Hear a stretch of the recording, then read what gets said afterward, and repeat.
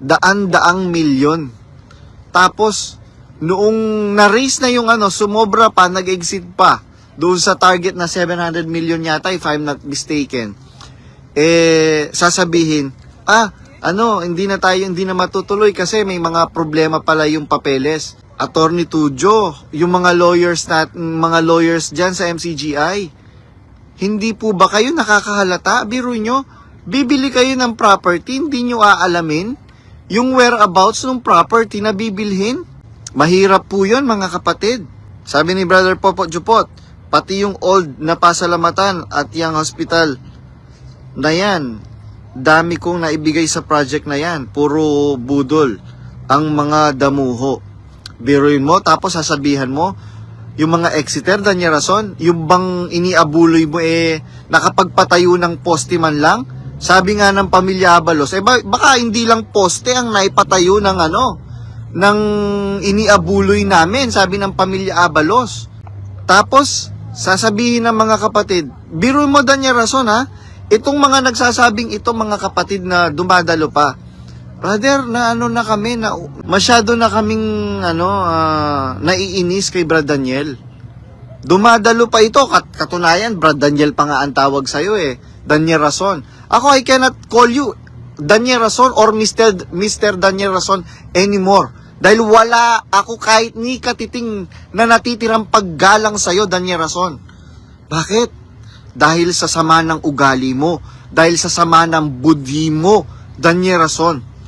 Biruin mo, talagang totoo yung sabi ng uncle mo meron talagang mga ipinanganak na talagang mga hayop. And you are one of them, Daniel Rason. Hindi ka tao, isa kang hayop. Hayop ka, Daniel Rason. Hindi ako nagsabi niyan. Ipinapangaral yan ng iyong tiyuhin. Merong mga tao na ipinanganak na talagang mga hayop. Biruin mo, Daniel Rason. Itong mga kapatid na napakinabang nyo, hindi lang minsan panahon. Sa matagal na panahon. Ngayon, sasabihin ninyo, masama kaming mga tao? Kaya nga sabi ko, if you still think that by remaining in that church, magiging mabuti pa po kayong tao, buhay nyo po yan, mga kapatid.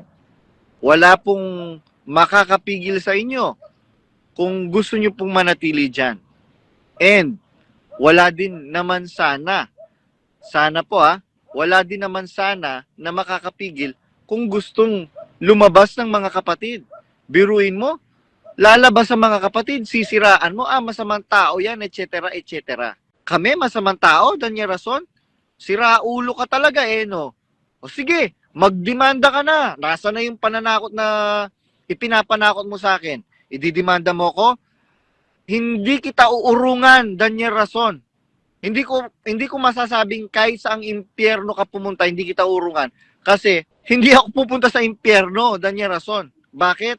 Dahil hindi naman ako kasing sama mo. Ikaw, meron ka bang compassion? Yun lang ginawa mo sa akin, putang ka. Yun lang ginawa mo sa akin. Biruin mo. Hindi ako pinalaki. Hindi kami pinalaki ng mga magulang namin na nagmumura. Pero alam mo, Daniel Rason, dahil sa kademonyuhan ninyo, kayo mismo naririnig ko kayo nagmumura. Biro mo, magdodoktrina yung kinikilala ng sugo na nakat lang sa highway mumurahin yung nakapagkat ng puta. Alam mo, Daniel Rason, walang sasapat na salita na masakit na salita na sasapat para sa inyo, Daniel Rason. Hindi sapat ang ina sa inyo, Daniel Rason. Bakit?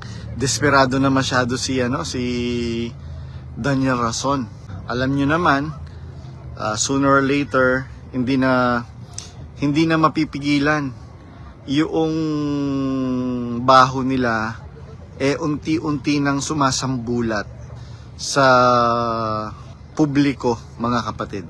And to all the viewers out there, alam nyo po, mga kapatid, siguro isa sa mga worst na religion or sekta na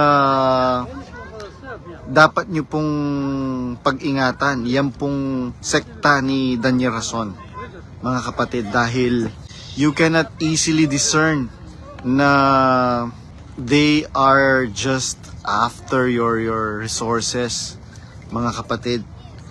Dahil nga sa ginagawa nila, kuno na good works, when in fact mga kapatid, kagaya nga nung school, yung La Verdad Christian School na sinasabi nila, 100% libre at gastos ng iglesia, mga kapatid. Meron po silang subsidy na nakukuha sa gobyerno, and by telling the public na galing sa MCGI lahat, especially yung mga nag-aaral, ano po yun, misleading and misinformation. Dahil meron pong bahagi ang gobyerno doon sa pagpapaaral. Kaya nga ang sinasabi ni Daniel Rason, wala daw utang na loob yung mga estudyante na nag-aaral sa La Verdad, nakagraduate sa La Verdad, tapos hindi man lang nag-payback, etc. etc. Ganon din, yung pong hospital, ano po yan, malabo po yan mga kapatid, malabo po. Malabo pa sa sikat ng araw, mga kapatid. Yun nga lang yun nga lang UNTV building. Nasaan na yung UNTV building? Buhay pa si Soriano, ginagawa na yon, hindi matapos-tapos, mga kapatid. Lalo na ngayon, talagang hindi na matatapos yan. Bakit? Sa dami ng mga nagsisipag-exit, natatauhan, mga closet, na malaking magbigay, malaking tumulong, mga kapatid. Talagang malabo na magkaroon ng reality. Yung yung UNTV Broadcast Center na yan. Recently lang meron akong information na gustong tinatrabaho na para i-take down yung account ni Brad Edron at saka ni Brad Eman Halili. Yan, mga Exeter na worker yan na hindi mga manggagawang kanin itong mga ito. Karamihan ng mga chuwariwap, mga barking dog na mga manggagawa ni Daniel Rason, ito yung mga manggagawang kanin, mga kapatid. Pero if you are a righteous worker, hindi mo po pwedeng tiisin ang kalikuan na nagiging kasangkapan ka sa panloloko sa mga kapatid. Nasa Pilipinas pa ako nang ginagawa yun, pero hanggang ngayon di na natapos. Hayop na yan. Yes, alam nyo po mga kapatid, kagaya nung hospital na yan, biro mo nakailang raise sila ng pondo. Yung hospital na dapat sana ibibilhin, yung sa may NLEX, sa may Bulacan, nasaan na yun? Biruin mo, napakasiraulo mo naman buyer and delinquent buyer, hindi ka responsible buyer, hindi mo muna aalamin yung mga bagay-bagay bago mo bilhin yung isang property or bagay, mga kapatid. Biruin mo, hindi ka naman bibili ng property na halagang 500,000. Daan-daang milyon. Tapos, noong na-raise na yung sumobra pa, nag-exit pa doon sa target na 700 million yata, if I'm not mistaken.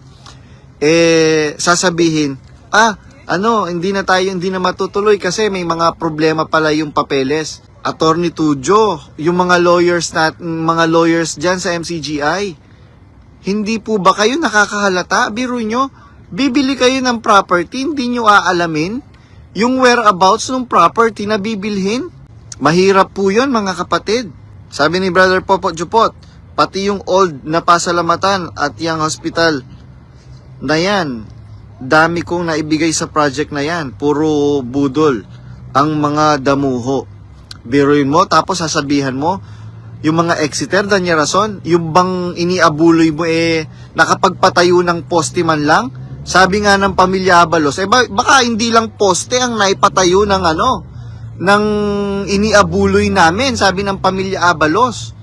Tapos, sasabihin ng mga kapatid, biro mo Danya Rason ha, itong mga nagsasabing ito mga kapatid na dumadalo pa. Brother, na kami, masyado na kaming naiinis kay Brad Daniel.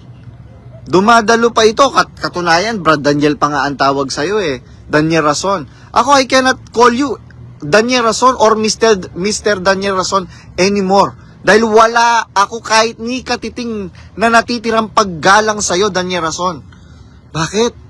Dahil sa sama ng ugali mo. Dahil sa sama ng budhi mo, Daniel Rason. Biruin mo, talagang totoo yung sabi ng uncle mo meron talagang mga ipinanganak na talagang mga hayop. And you are one of them, Daniel Rason. Hindi ka tao, isa kang hayop. Hayop ka, Daniel Rason. Hindi ako nagsabi niyan. Ipinapangaral yan ng iyong tiyuhin. Merong mga tao na ipinanganak na talagang mga hayop. Biruin mo, Daniel Rason. Itong mga kapatid na napakinabang nyo, hindi lang minsan panahon. Sa matagal na panahon. Ngayon, sasabihin ninyo, masama kaming mga tao?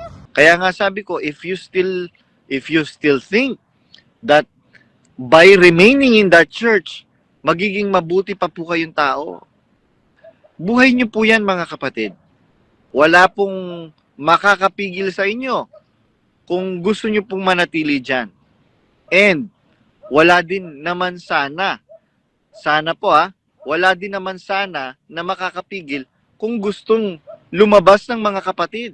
Biruin mo, lalabas sa mga kapatid, sisiraan mo, masamang tao yan, etc., etc. Kami, masamang tao, Daniel Rason?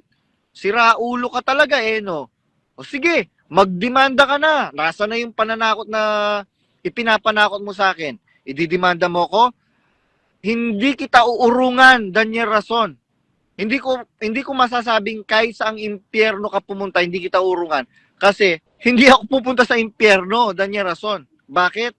Dahil hindi naman ako kasing sama mo. Hindi ako kasing sama mo, Daniel Rason. Bakit? I still have fear in my heart. And I still have compassion. I feel compassion towards my fellow men. Ikaw, meron ka bang compassion? Yun lang ginawa mo sa akin, putang ka. Yun lang ginawa mo sa akin. Biruin mo. Hindi ako pinalaki. Hindi kami pinalaki ng mga magulang namin na nagmumura. Pero alam mo, Daniel Rason, dahil sa kademonyuhan ninyo, kayo mismo naririnig ko kayo nagmumura. Biro mo, magdodoktrina yung kinikilalang sugo na nakat lang sa highway mumurahin yung nakapagkat ng puta. Alam mo, Daniel Rason, walang sasapat na salita na masakit na salita na sasapat para sa inyo, Daniel Rason. Hindi sapat ang ina sa inyo, Daniel Rason. Bakit? Ayan tanungin ninyo ang Malyari family. Biruin mo, kahit saan pumunta, yung hinayupak mong nanay na dalahira, sinisiraan ako. Pupunta ng ganito. Paano ko nalalaman? Ayan, sinasabi ng mga kapatid. Ibig sabihin, yung mga kapatid na nagsasabi sa akin, hindi sila naniniwala. Bakit? Nakasama kasi nila ako yung mga magulang mo, meron bang tumatagal? Daniel Rason, nakasama ng mga magulang mo, masahol pa sa hayop ang turing ninyo sa mga kapatid na naglilingkod sa mga magulang mo. Nung kinausap ko ang nanay mo, Daniel Rason, sa Brazil, sa Farm 1, umahagulgul yung nanay mo. Ewan ko kung kinuwento sa'yo yung totoo na nangyari. Ang sabi ko sa nanay mo, makinig ka, Daniel Rason. Ang sabi ko sa nanay mo, Mami, kung papayagan nyo lang po na makita yung paglilingkod na ginagawa ng mga kapatid na gusto kayong paglingkuran, makikita nyo po yung pag-ibig ng mga kapatid. Kaya lang po ang iniisip ninyo, pakinabang. Ang pakay ng mga kapatid kaya kayo gustong paglingkuran. Kaya anong sabi ko sa'yo? Bet Rason, makinig ka. Demonya. Bet Rason. Demonya ka. Walang iya kang matanda ka na. Wala kang pinagkatandaan. Biruin mo. Ang sabi ko sa'yo. Ang sabi mo nung sinabi ko yon, Mami, wala nang papalit sa'yo pag umalis ka. Wala nang papalit sa'yo. Mami, marami pong nagmamahal sa inyo. Umahagulgol ka nun, di ba?